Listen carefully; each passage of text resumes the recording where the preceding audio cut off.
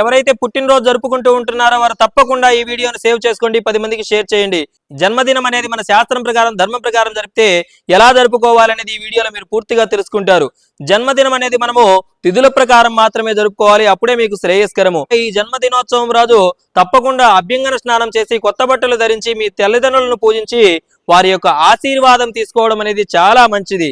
ఈ రోజున ప్రయాణం చేయడం కావచ్చు, గొడవలకు వెళ్ళడం కావచ్చు, హింస చేయడం కావచ్చు, మాంస భోజనం చేయడం కావచ్చు, స్త్రీతో సంగమం చేయడం, భార్యతో సంగమం చేయడం కావచ్చు, ఇవన్నీ కూడా నిషిద్ధము, చేయకూడదని మన ధర్మం చెబుతూ ఉంది.